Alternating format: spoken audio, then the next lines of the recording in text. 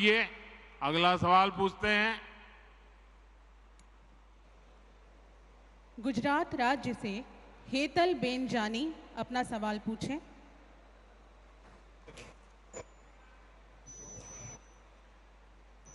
नमस्कार।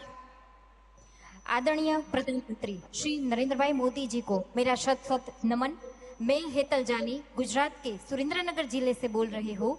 मैं आपसे एक सवाल करना चाहती हूँ कि भारतीय जनता पार्टी के खिलाफ कई दल एकजुट होकर भारतीय जनता पार्टी के खिलाफ कई दल एकजुट होकर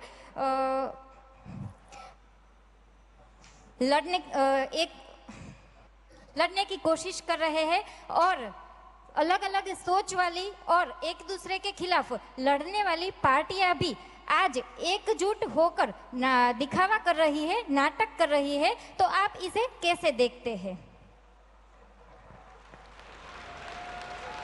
मुझे लगता है आपको भारी गुस्सा है ऐसे लोगों पर।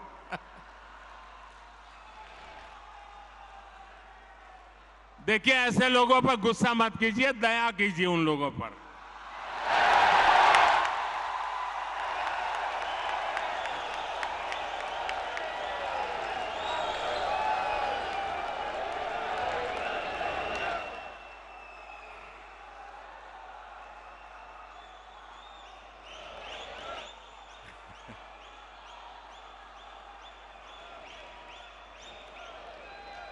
अच्छा, आपको याद होगा, जरा मैं पुरानी बात याद कराता हूं।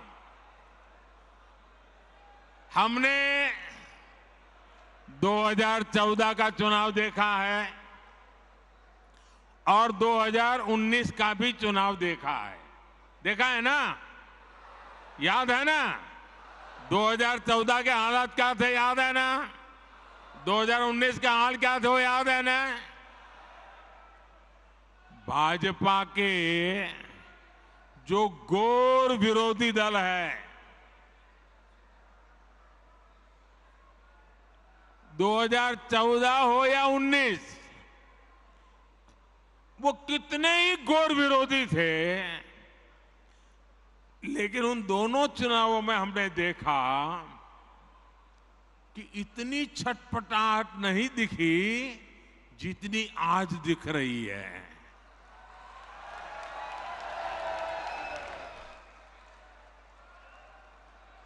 जिन लोगों को कुछ लोग पहले अपना दुश्मन बताते थे, पानी पी पी कर कोसा करते थे, गालियां देते थे, अब उन लोगों को आगे जाकर वो साष्टांग प्रणाम कर रहे हैं, नतमस्तक हो रहे हैं। ये उनकी मजबूरी है। ये विपक्षी दलों की हरकतों से, उनकी घबराहट से साफ है कि देश की जनता ने 2024 के चुनाव में भाजपा को वापस लाने का मन बना लिया है।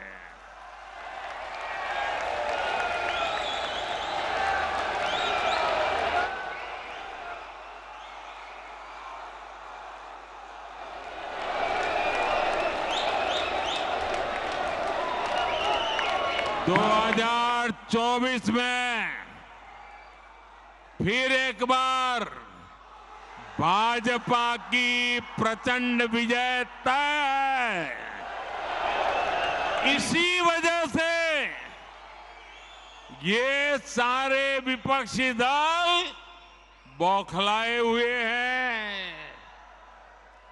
इसलिए इन्होंने तय किया है कि चुनाव से कुछ महीने पहले किसी भी तरीके से जनता को गुमराह करके, कुछ लोगों को बरगलाकर, झूठे आरोप लगाकर सत्ता हासिल की जाए, आप जरा प्यार से बैठिए भैया। आपका उत्साह, जब बूथ में आप जाएंगे वहां उत्साह दिखाना। आजकल जरा ध्यान से सुनिए, आपको मजा आएगा। एक बात मैं आपको बताता हूं, आप बैठिए, आगे आने की कोशिश मत कीजिए भैया, आप बैठिए। आजकल एक नया शब्द बहुत पॉपुलर किया जा रहा है। वो शायद शब्द आपके कान पर भी आया होगा। वो जो नया शब्द पॉपुलर किया जा रहा है वो शब्द है गारंटी। बार बार शब्द आता है गारंटी। भाजपा के कार्यकर्ताओं की ये बहुत बड़ी जिम्मेदारी है कि लोगों को बताएं कि असल में ये विपक्षी दल किस चीज की गारंटी है। जानना चाहिए ना भाई, ये विपक्षी सब जो है वो किस चीज की गारंटी है। ये सारे लोग, ये दल गारंटी है भ्रष्टाचार की। ये गारंटी है लाखों करोड़ रुपयों के घोटालों की। कुछ दिन पहले इनकी एक फोटो ऑप कार्यक्रम हुआ था, मिलकर के फोटो निकालने का एक कार्यक्रम हुआ था। इस बैठक में शामिल दलों के इतिहास को देखेंगे तो पता चलेगा कि वो सब मिलकर के, जितने भी लोग वो फोटो में दिखते हैं ना, एक एक को जरा देख लीजिए, उन सबका मिलकर के टोटल लगाएंगे तो ये सारे मिलकर के कम से कम 20 लाख करोड़ के घोटाले की गारंटी है।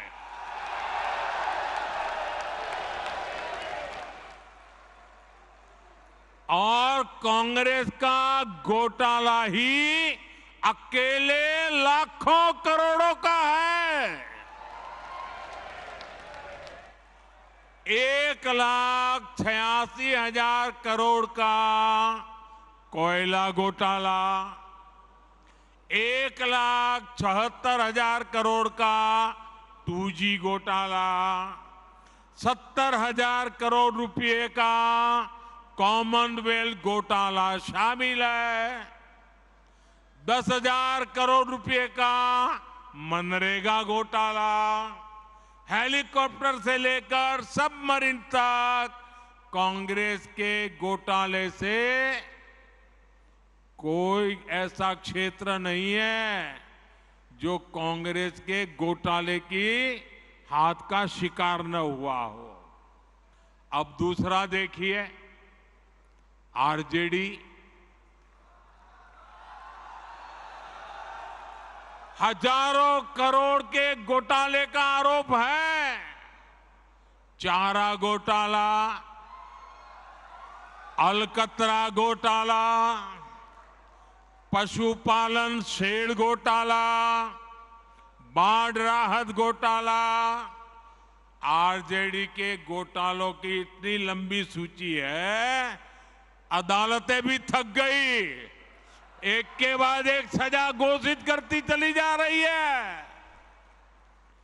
उधर तमिलनाडु में देखिए, डीएमके पर अवैध तरीके से 1.25 लाख करोड़ की संपत्ति बनाने का आरोप, टीएमसी पर भी 23,000 करोड़ रुपए से ज्यादा के घोटाले का आरोप, रोजवेली घोटाला, शारदा घोटाला, शिक्षक भर्ती घोटाला, गो तस्करी घोटाला और कोयला तस्करी घोटाला, बंगाल के लोग ये घोटाला कभी भूल नहीं सकते। अगर मैं एनसीपी की बात करूं तो एनसीपी पर भी करीब करीब 70,000 करोड़ रुपए के घोटालों का आरोप है।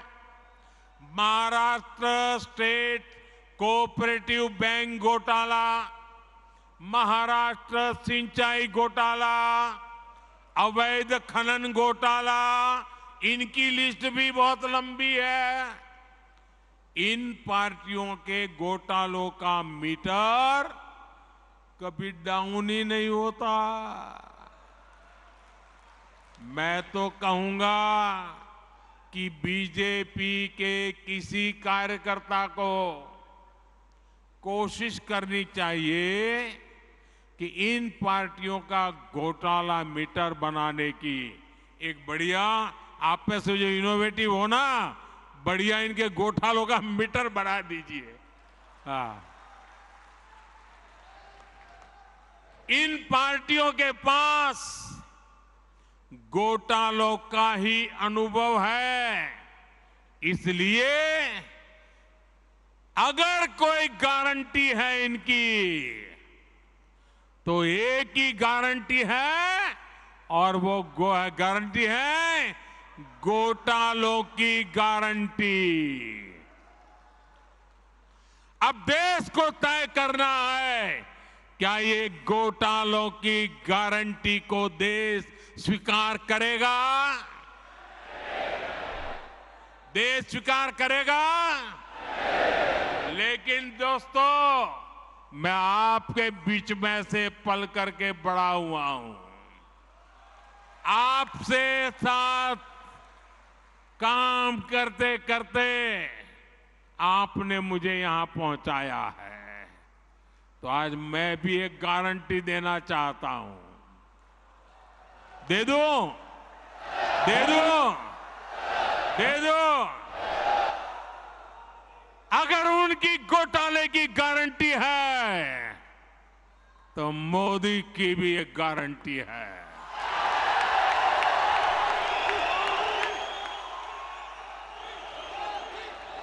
और मेरी गारंटी है, हर घोटालेबाज पर कार्रवाई की गारंटी।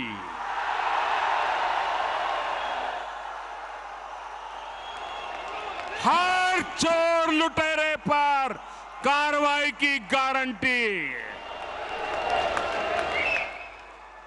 जिसने गरीब को लूटा है, जिसने देश को लूटा है, उसका हिसाब तो हो करके रहेगा।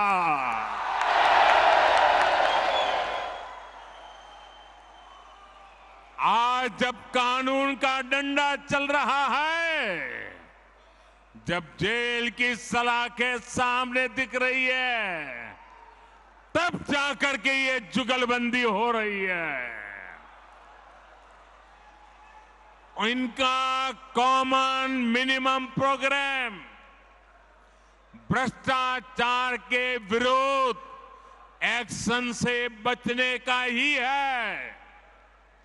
भाजपा के बूथ स्तर के कार्यकर्ता इस बात को गांव-गांव तक पहुंचाएंगे तो लोगों को इनकी वास्तविकता का पता चल ही जाएगा। लोग स्वयं जागरूक हैं, वो देख रहे हैं इस विपक्षी एकता की कोशिश के पीछे सभी दलों की क्या मंशा है। उन दलों की असली पहचान 20 लाख करोड़ रुपए के घोटाले की गारंटी है। यही उनका इतिहास है। आप देखिए कि गांव में कोई अपराधी जब अपनी जेल में सजा काटकर गांव में आता है तो उसे लेकर क्या रवैया रहता है। वो लोग वो लोग उसके पास जाते हैं और उसे जानने की उत्कंठा रहती है कि जेल कैसी होती है। जिनको खुद जेलने का डर होता है, अब पटना से बढ़िया जगह क्या हो सकती है। और आज हम देख रहे हैं कि कई लोग जो जमानत पर चल रहे हैं, जो घोटालों के आरोपी हैं, जिनके ऊपर भ्रष्टाचार के आरोप है, ऐसे लोग उन लोगों से जाकर मिल रहे हैं जो सजा काट रहे हैं या जेल में से अनुभव लेकर के आए हैं। ये इस तरह एक दूसरे को बचाने में उसकी कोशिश कर रहे हैं। ये देश के लोगों को समझना है और देश के लोग हमसे भी ज्यादा इन बातों को भली भांति समझते हैं। साथियों, कोई गरीब ये नहीं चाहता कि उसके बच्चों के नसीब में भी गरीबी रहे। हमें लोगों को ये बताना होगा कि उन्होंने अपने बच्चों का भविष्य सुधारने के लिए जिनको वोट दिया, उसका क्या परिणाम हुआ। परिवार के नाम पर वोट मांगने वालों ने अपने परिवार का भला किया। अब आपको सोच समझकर तय करना है कि आप किसका भला होता देखना चाहते हैं।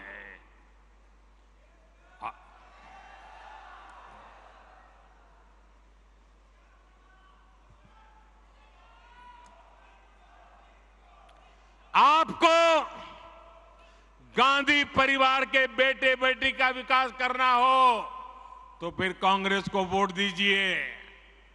आपको मुलायम सिंह जी के बेटे का भला करना है तो फिर समाजवादी पार्टी को वोट दीजिए। अगर आप लालू परिवार के बेटे बेटियों को उनका भला करना चाहते हो तो आरजेडी को वोट दीजिए। आपको शरद पवार जी की बेटी का भला करना हो तो आप एनसीपी को वोट दीजिए।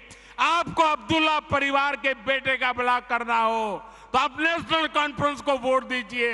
आपको करुणानिधि जी के बेटे बेटियों पोते पोतियों का भला करना हो तो डीएमके को वोट दीजिए। आपको के चंद्रशेखर राव की बेटी का भला करना हो तो आप बीआरएस को वोट दीजिए। लेकिन मेरी बात ध्यान से सुनिएगा। मेरे देशवासियों, मेरी बात ध्यान से सुनिएगा।